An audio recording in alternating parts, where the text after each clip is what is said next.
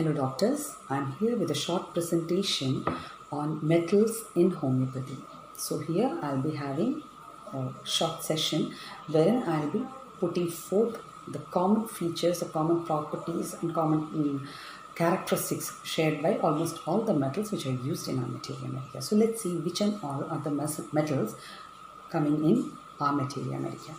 So starting with A, we have auramet, there is argentomet, then there is bismuth, cupromet, ferromet, magnesium, mercurius, palladium, platinum, plumbum, then stanamet, selenium, vanadium met, and zinc. So these are the common metals which come in our materia medica. So before going into the homeopathic drug study or homeopathic common feature study, let's have a look on what are the physical and chemical properties of these metals. So quite naturally a question arises, why to study something which we are not using as such? We are not using any of these metals or any of these medicines in their physical or chemical state as they appear in the nature. Then why to study that? But it's a sort of mandatory thing to learn drugs right from the grassroots level, because knowing it right from the beginning will help each and every one of us to study the drug picture later on and understand the pathology of the drug as such. So let's start with the physical properties of the metals. So coming on to the first feature which comes into our mind is metals, whenever we remember are shiny, they are lustrous in nature. Then they are malleable and ductile. That is to say that they can be drawn into thin wires or beaten up into thin sheets. Then they're very good conductors of heat and electricity. Then they are very dense in nature. So being dense in nature, usually metals are present in solid state in nature. Except for one metal, that's mercury, which is in liquid state, and also gallium, which is also though solid in solid state normally, but as the room temperature rises, it has a tendency to go into the liquid state.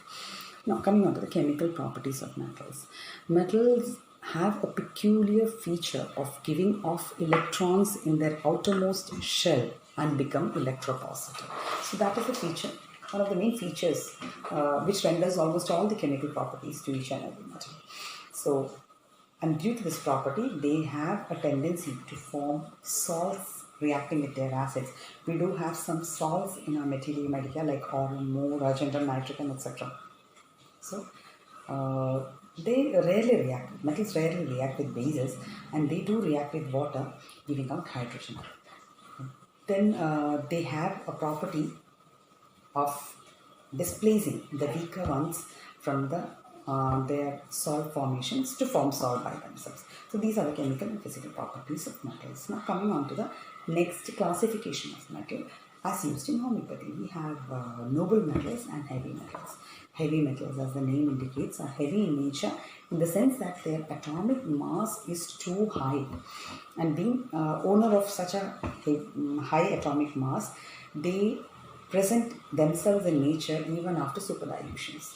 And that is one of the negatives which come up to homeopathic medicines, sort of criticism which comes to homeopathic medicines, in the sense that heavy metals remain in nature, so they have a tendency to cause heavy metal poisoning. And the main reason being that the metals which are used in homeopathy are named as they are in chemistry. We name our salve as our salve itself, and we have auramet, it is auramet itself.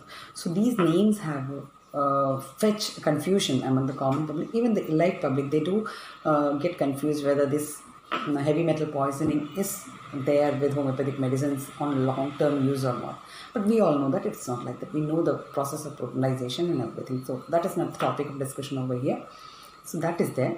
Then, which and all are the heavy metals? We know mercury, cadmium, arsenic, chromium, thorium, and plumbum. So these are the heavy metals in homeopathic materia medica. Now coming on to the noble metals. I think I'll be dealing more with the noble metals over here. Common features of noble metals. The noble metals we all know: platinum, aurum, argentum, and palladium. So these are the four noble metals, and over here I am going to give a general picture of all these general properties of these metals, the heavy metals. Okay. Now coming on to the general constitution. to the homeopathic aspect of these metals study. Coming to general constitution, let's see which is the miasm which comes behind the metallic remedies. It's basically the psychotic miasm in the background which is having a tendency to hold on to the syphilitic expression. So when we go through the symptoms and signs of each and every metal, we can find that more of it is of the syphilitic form, but basically there is a psychotic background. So that is the miasmatic background of noble metal remedies. Now, any physical appearance, when coming on to the physical appearance, we all know what is the main feature there. Main feature is old looking. They are weird up, weary looks. They bear a weary look. They look older than what they are actually, with a tendency to bear weakness going on to prostration, paralysis and paresis. So that is there. Then metals have a tendency to affect the core organs or the deep lying vital organs like heart, central nervous system, then renal system, etc. So one thing we have to understand is metals as such are found in nature in the form of ores. And these ores are usually deep seated in the core of the earth. So we can just correlate that this is the way how metals act. Metals also go to the core of the body, and the most of the vital organs are affected usually by noble metals. So that is to be taken care of. Now what are the ailments which causes these metallic remedies to play a role? So usually ailments are, there is a simple formula to study the ailments from in case of metallic remedy. That is a big S. Just keep in mind that the big S with suppression, stimulants, syphilis or gonorrhea in history, and sexual excesses. So these are 4 S's which adds on to the ailment. So suppression, what kind of suppression? Usually emotional, mental suppressions, then suppressions through processes like radiation, chemotherapy, long-term medical uses and all that comes under the ailments of the metallic group. Then comes the stimulants, long-term use of stimulants, wine, etc. All those stimulants and even medicines as stimulants may lead to the ailments which calls for the metallic group. Then if there is a history of syphilis and gonorrhea, even the parental history of syphilis and gonorrhea can be counted on as an ailment. And finally, sexual indulgence. It may be an overindulgence or it may be an abstinence or a neurasthenia which calls for metals to come into play. Now, the development of pathology. So we can see that in almost all the metals, especially the noble metals, the disease progress is very slow. There is a gradual, slow progressing process into deep-seated pathologies. So these deep-seated pathologies are almost incurable, like conditions like carcinomas, degenerations, necrosis. All these conditions call for metallic group of remedies. So illnesses of vital organ, I already mentioned vital organs like CNS, cardiovascular system, renal system and all are usually affected by metallic groups of remedy. Now the pathology goes as inflammation. It takes a long period for the inflammation to develop and establish. And this inflammation have a tendency to go on to indurations and finally into degeneration. So this is how the pathology of metallic group of remedies act. Now coming into the mind or the mental picture. So noble metals, when we call them noble, naturally something comes into our mind is the haughtiness and the ego. They are noble. They are less found in the common nature.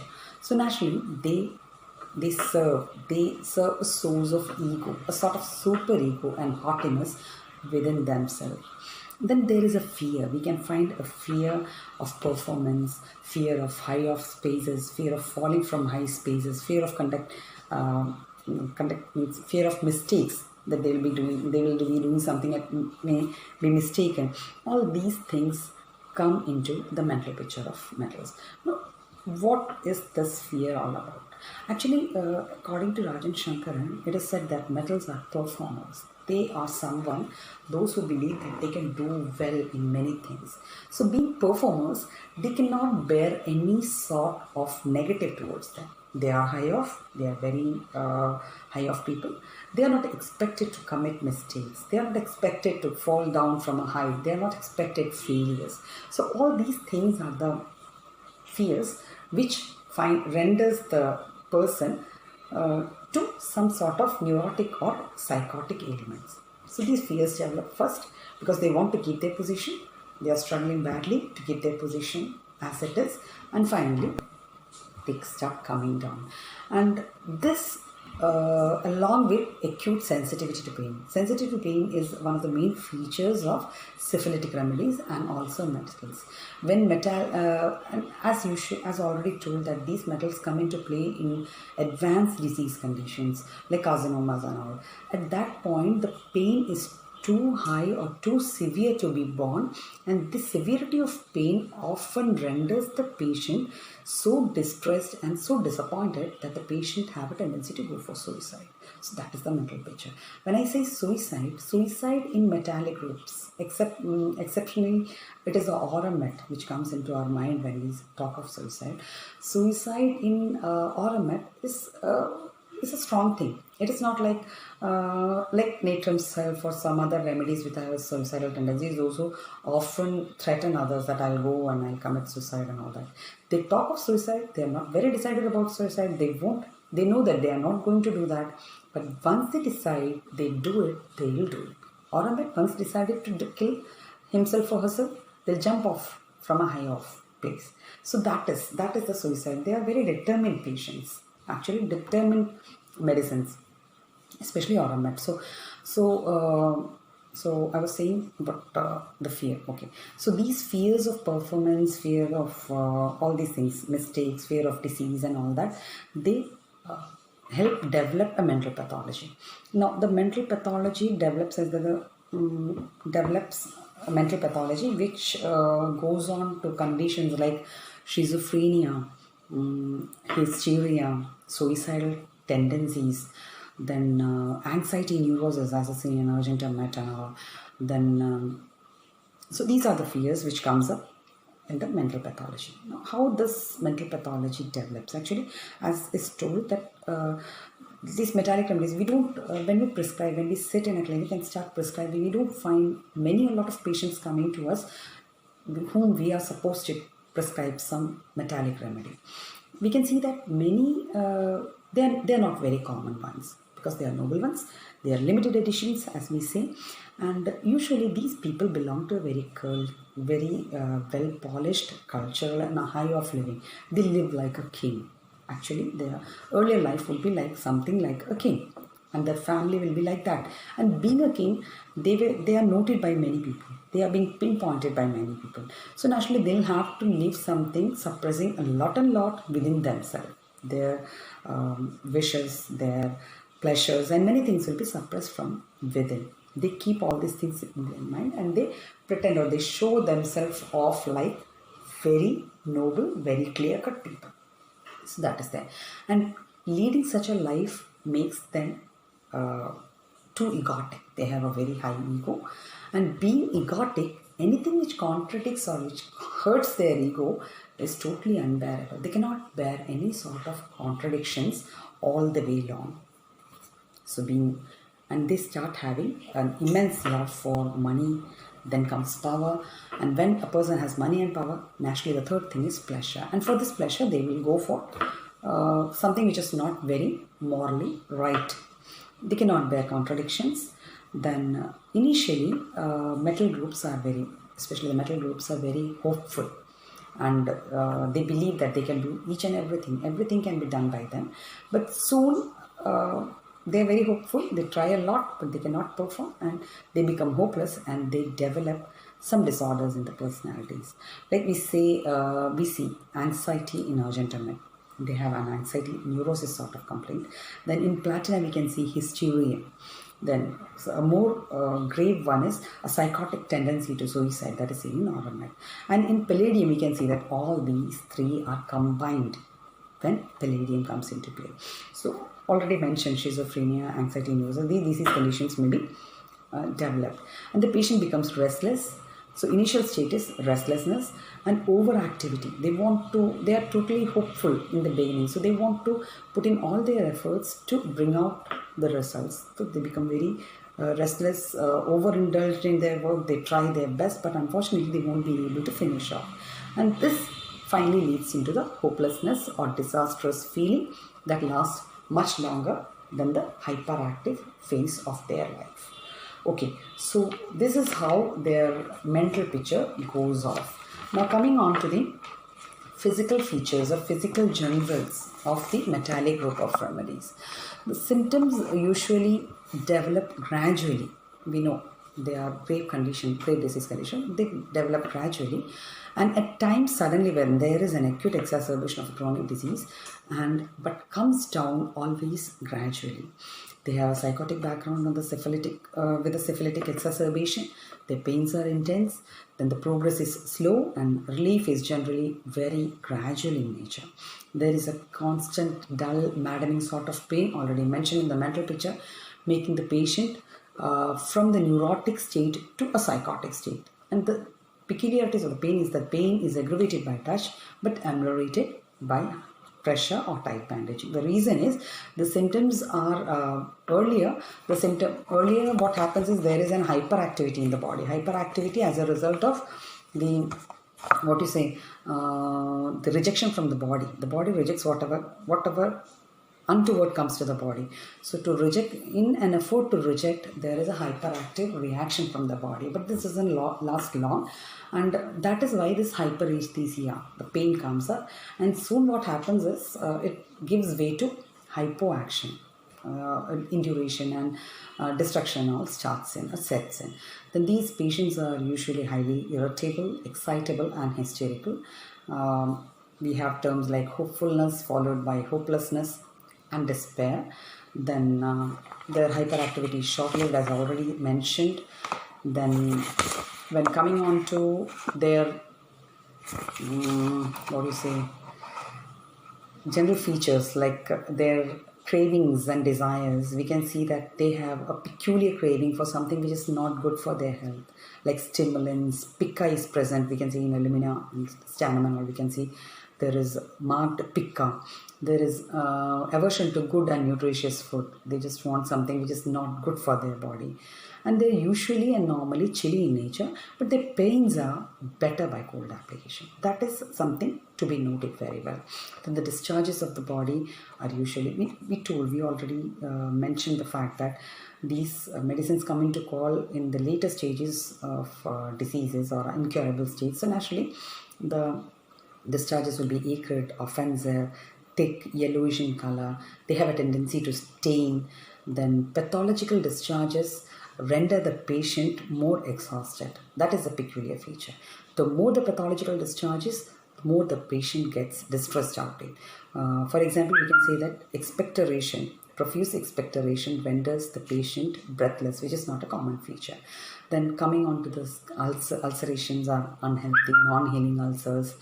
Then gangrenous growth are there. There is varicose veins, engorgement of veins, and all are present. Now coming on to the elimination, bowels and bladders are raised or paralyzed to some extent, as a result of which we can find constipation, usual constipation, and also tenesmus in urinary complaints. So there is an affection of sacral plexus. Actually, there is an affection of sacral plexus of the CNS, and this is more evident in palladium. We can see in palladium all the symptoms below the hip or the thigh, below the back or thigh region is more marked. Now coming on to the sweat, there is a profuse, copious sweat is there, but no amount of perspiration ameliorates in case of metals. They have a staining and they have a characteristic offensiveness of their own. Now coming to the menses, menses is usually scanty, blood is dark in nature, staining, offensive, and it is difficult to wash off. Like it is markedly seen in platina. There is a tendency of cystic growths, already mentioned psychotic background. So there is cystic growths with severe ovarian pains and profuse salivation during menses. That is also a feature to be remembered of.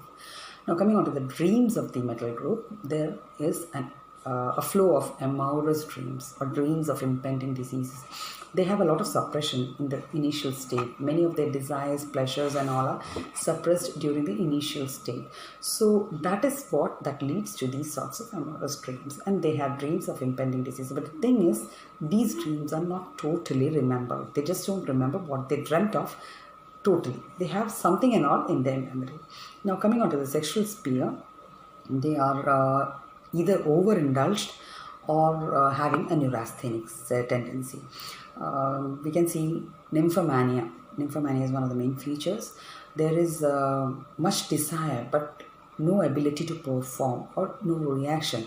Both in males and females it is seen. In females it is being elicited as vaginismus with much desire. In males it is impotency, which is usually aggravated after coition and all. And in females, PCOD is also one of the main features. So, and with this I shall wind up the session. Thank you for your patient listening.